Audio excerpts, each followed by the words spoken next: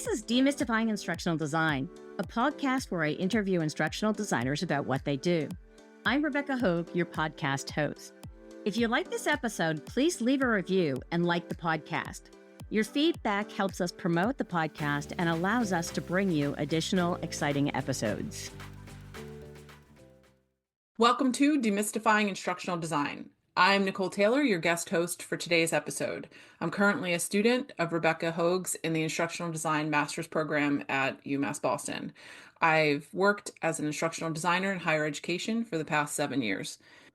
Today, I'm excited to speak with Ethan Webb, the founder and CEO of Mindsmith, an AI-powered course authoring tool. We'll be discussing how AI is shaping instructional design, the evolution of Mindsmith, and what the future holds for AI-driven learning tools. Hi, Ethan. Welcome to the podcast. To start today's conversation, could you introduce yourself to our listeners? Sure. Yeah. You kind of already introduced me from a professional point of view. So yeah, I'm one of the co-founders of Mindsmith. We're an AI native e-learning authoring tool.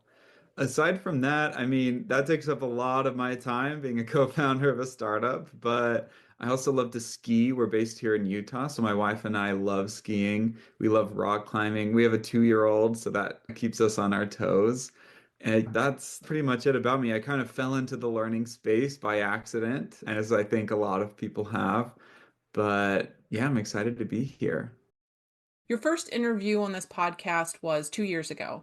Since then, what has changed? Could you give us an updated overview of Mindsmith?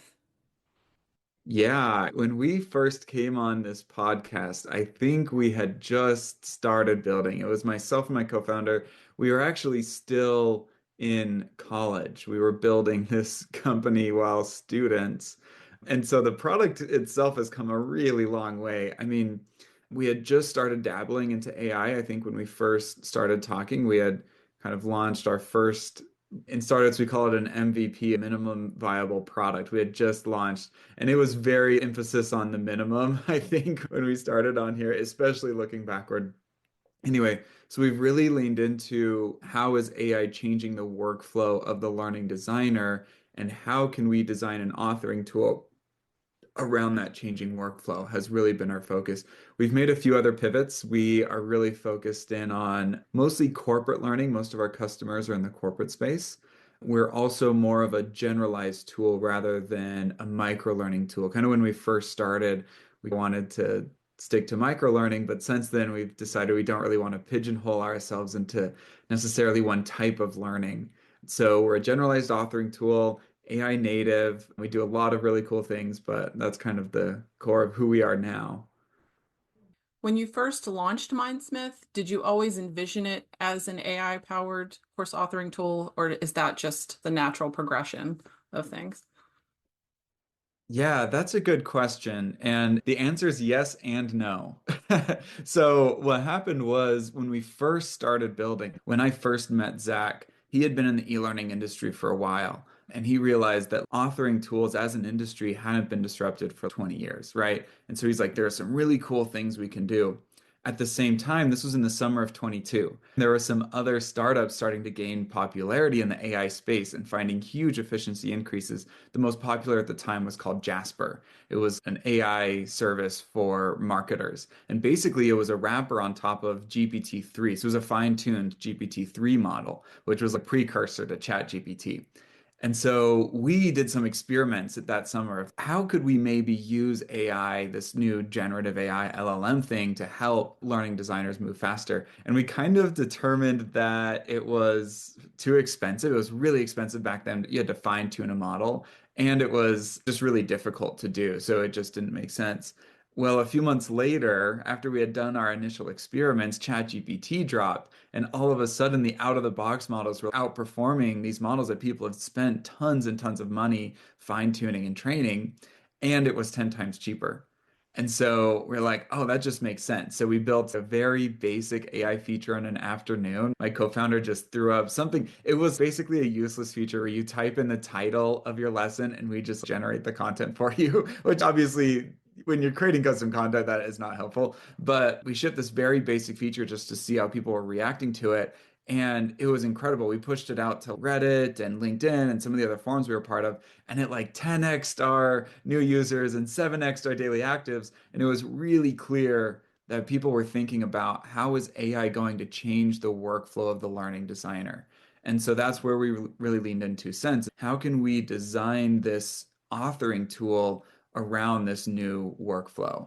And so I guess from the early days, I would say yes, it was, but we had to time the market right for it to make sense to actually build AI as a core part of the product. But as soon as ChatGPT dropped, it was December of 22, we were like, yeah, 100%, it's time to go. So, yes. The answer, I would say yes. How does Mindsmith leverage AI in course creation? And most importantly, how does it ensure user privacy and data security? Yeah, data security is very straightforward. Basically, we only use out-of-the-box models and we use their enterprise APIs. So none of the models we use, whether it's from OpenAI or Google, they don't train on anything we pass to them, and we don't train any models ourselves. So nothing you upload to Mindsmith gets used to train any models ever. So it's actually very straightforward from a data security point of view. As far as how we do it, there's a really complicated engine in the background where we have to give the AI the right things at the right time, especially when we're dealing with a lot of documents and a lot of content, and the AI is having to contextualize all of it and help build the product. So there's a really complicated answer to that I actually couldn't fully answer for you. My co-founder would maybe pull out a chart and we could do a deep dive into it, but we want to give the AI the right stuff. And we want to kind of guide you through that process of creating content with AI. Switching to a macro level overview, what would you say are Mindsmith's core philosophies? Yeah, so the tool itself have a few core philosophies, and then we as a company have a few core philosophies. As a company, some of those philosophies are from the very beginning, we kind of realized that AI is kind of an arms race. So similar to how computing in the very beginning days of computing ended up being an arms race, and actually the computer components and the compute itself ended up being kind of commoditized.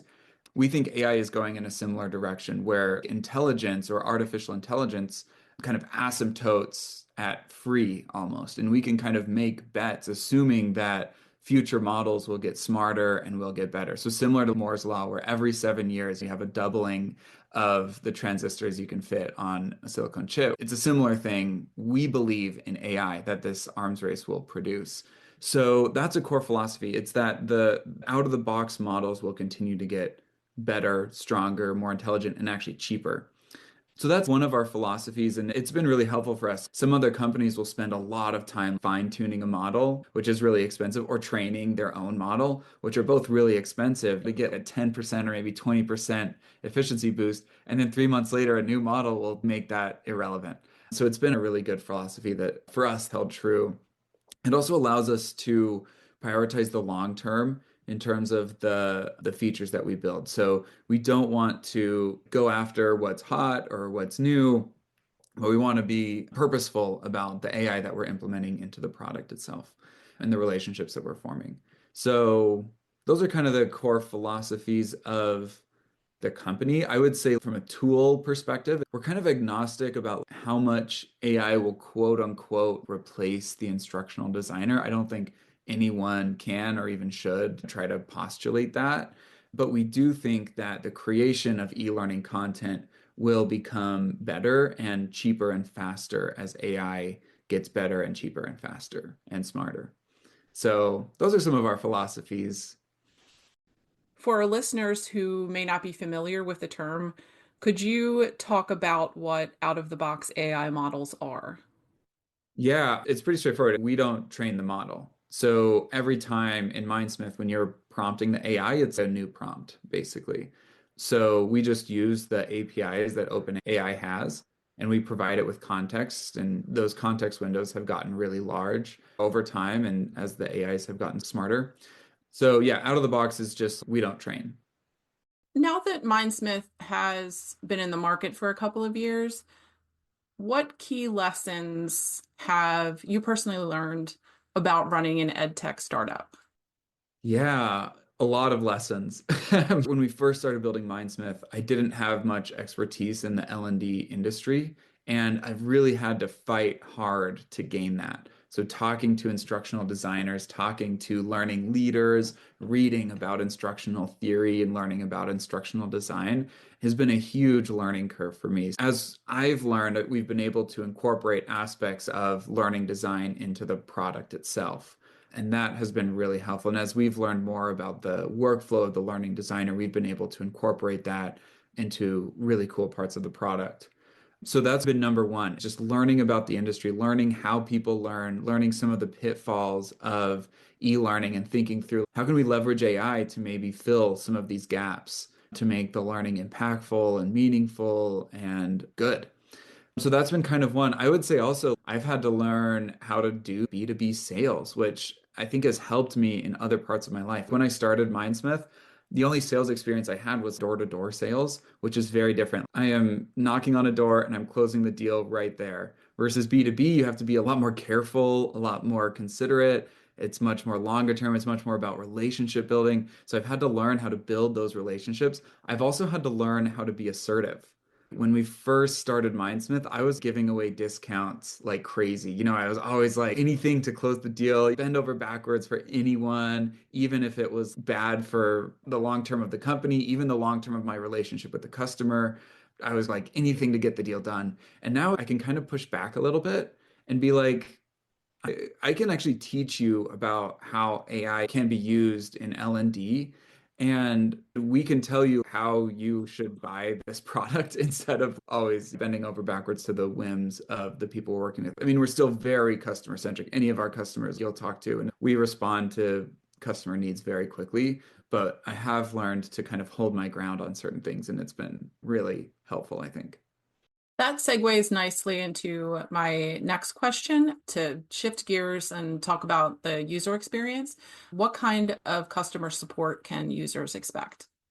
Oh, yeah. Our customer support is great. We're an early stage startup, which means you get direct access to myself, my co-founder, and our founding engineers.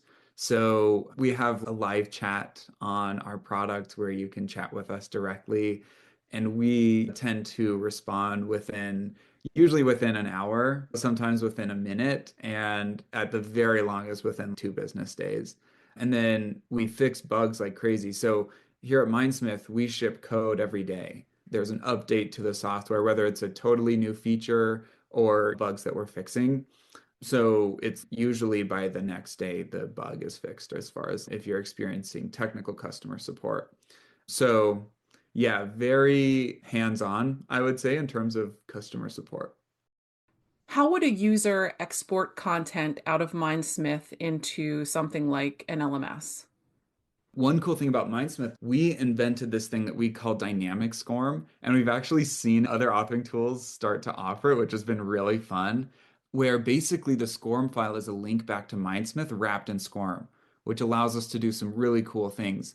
The first is that I don't usually mention this, but it's actually a huge thing. The file is tiny, so it will only take seconds to upload to the LMS.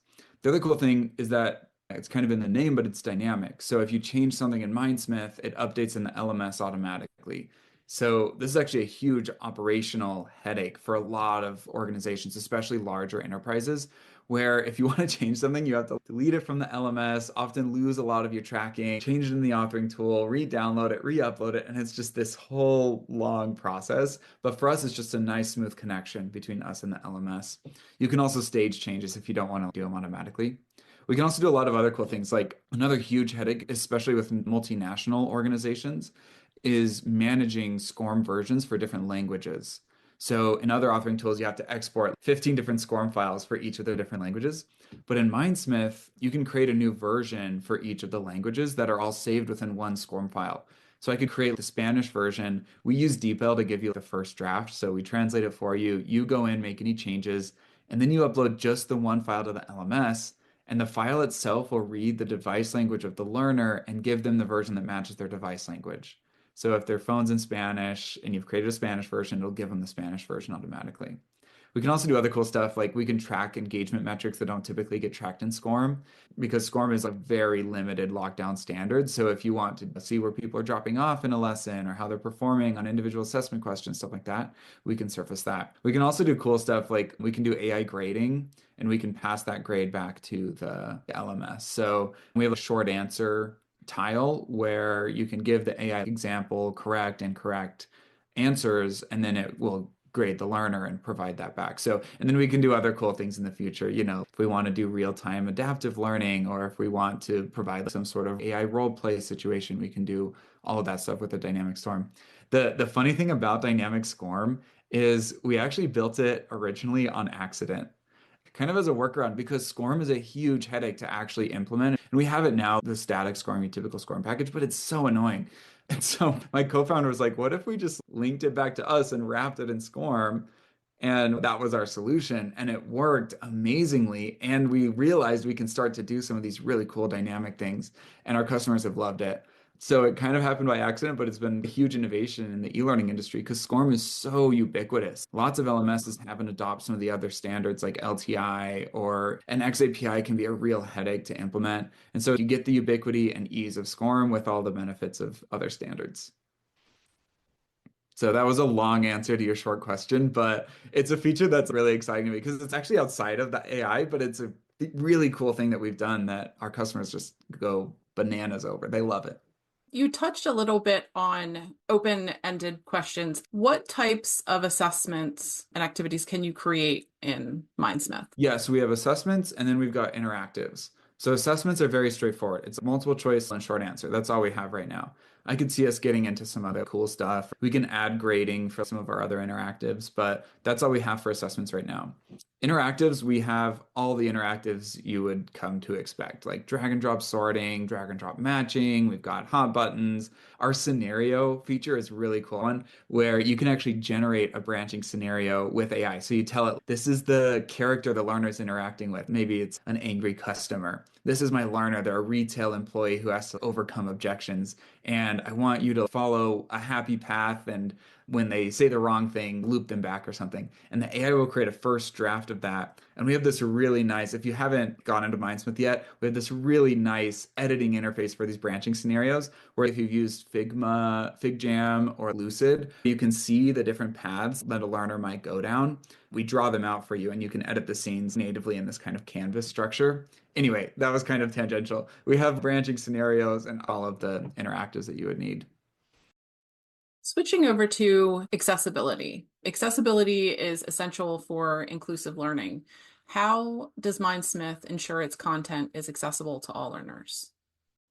Yeah, we've designed accessibility, just baked it into the product as we built. So everything out of the box is WCAG AA accessible. So it's out of the box. You can tab through it. We've got a screen reader accessible, all of that stuff. The one thing you can break is our theming. We allow you to not do options that are within WCAG AA contrast ratio standards, but we'll yell at you. We'll be like, hey, this is not within accessibility standards. Maybe consider switching your theme. And then we have a VPAT and all that stuff. But yeah, we want to make sure that all learners can experience Mindsmith to its full potential. So we want to make everything fully accessible. In the course authoring tool market, how does Mindsmith compare to competitors such as Articulate Rise? Oh, yeah. That's kind of a spicy question. If you work at Rise and you're listening to this, don't be offended. No, I'm kidding. Compared to Rise, we switch over a lot of Rise customers. The biggest thing is the AI. So Mindsmith is an AI native tool. And so every part of Mindsmith is thought through with an AI lens. It's kind of a classic disruption theory where Articulate has this very old code base and they have a product that people are actively using. And switching the way that people use the product is actually very, very difficult, much more difficult for them than it is for us. And so November of 23, they were like, we're going to do AI stuff. They announced it at DevLearn or something. And they're like, Q1 of 24, we're going to have our AI features. And Q1 came and went, Q2 came and went, Q3 came and went. And then they're like, oh, now we're having an AI assistant. And the assistant can convert a tile into a different tile type. And we've had that for a year and a half. Our assistant can do all of that and more. Plus, we have this entire workflow built around AI. So the way that we've thought about it is, how do we help you formalize your AI usage for creating e-learning content? Instead of being ad hoc, instead of feeling like an add-on, really building it from the ground up. The other thing is, of course, I mentioned this earlier, but dynamic SCORM is actually a huge reason our customers buy from us. We actually built a Rise SCORM importer.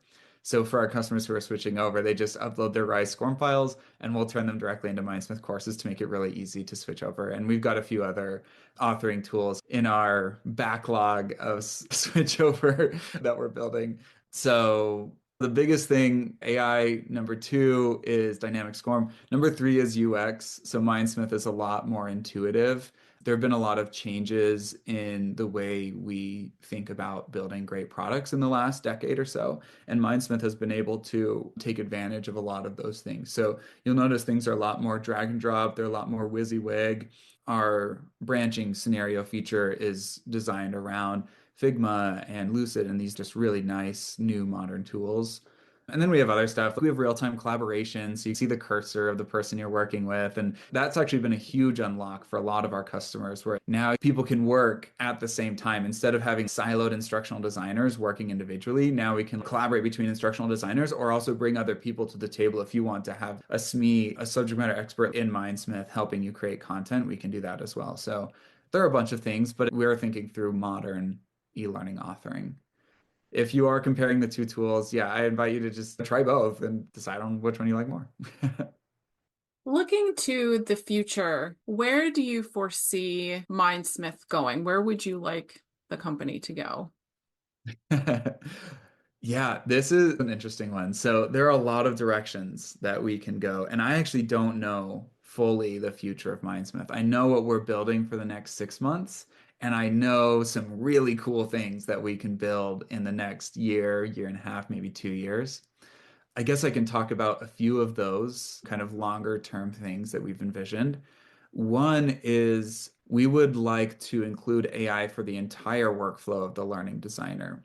So right now we come in after you've done your needs analysis, after you've collected your content from your subject matter experts, and maybe even have a vision about what you want the AI to produce.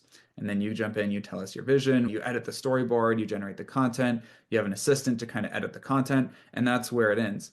But I could see us reaching or kind of thinking through other parts of that workflow. So one might be an AI quote unquote agent. I know that's a buzzword, but an AI assistant would maybe help you interview a subject matter expert or interview other stakeholders to gain a needs analysis because maybe e-learning actually is not what you should do to try to solve this problem. So kind of an AI on that first and maybe collecting documentation, categorizing it, talking to people. Maybe it generates that first draft for you, kind of works in collaboration with the instructional designer. And then after you've released the lesson into the wild or shared it on your LMS, we'd love to have some sort of optimization on the other end. So an AI that looks at maybe some of the data analytics and is like, this is an anomaly. People are not performing very well in this assessment question. And it can A/B test maybe the question itself. So maybe the question's a bad question. Or it can A/B test the content. Maybe it's not being taught in the right way. And it can do that in real time. One of my observations as I've talked to learning leaders is that sometimes L&D feels like they don't have a seat at the table, and it's been traditionally really hard to prove ROI. And I think that that step can help with that quite a bit, where we kind of turn an L&D team into taking on almost like a product management function where they're doing A/B tests, they're proving that what they're sharing works instead of this was based off of these 15 theories and I'm pretty sure it's going to work because we're using learning theory. No, what is it actually doing? How is it actually impacting people? So would love to do AI on the other side. So that's kind of the first answer. I would be interested to see how we can build AI into other parts. The other stuff is bringing AI to the learner directly. There are a lot of tools doing some of this stuff, AI role plays, adaptive learning, The biggest hurdle is, of course, hallucinations if you're generating content in real time for your learner. So that's a problem that's really exciting and fun, and I think that we could solve it as well. So those are some of the grand visions. Maybe we do build an L&D employee. If the AI gets smart enough and we free up L&D to do more consulting stuff or take on more higher level vision stuff and we're the e-learning employee, I don't know. But that's kind of some of the things we're thinking about. There's a lot more, but that's some of the things that are exciting to me. This has all been very insightful. To tie into my final question, how do you see AI influencing the future of instructional design in general? Yeah, I wish I had just a solid answer for this. Similar to what I was just talking about, there's a lot of directions that this can go. For instructional design, what I can speak to is the technologies that instructional designers use. I think there's a possibility of disruption on the distribution and presentation of content. So we've kind of started to see the rise of the headless LMS.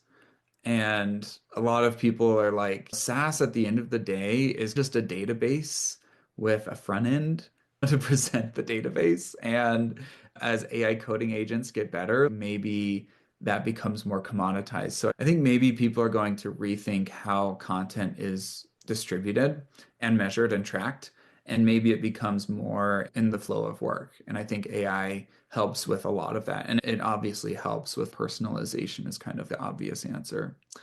I would hope that AI does a better job at really following learning best practices and principles. That's something we're actively thinking about as well. Is it helping you practice or is it just checking your retention and memory? And what do tools look like that are helping people put things into application? So there might be a pop-up of more practical L&D applications, I think would be really cool.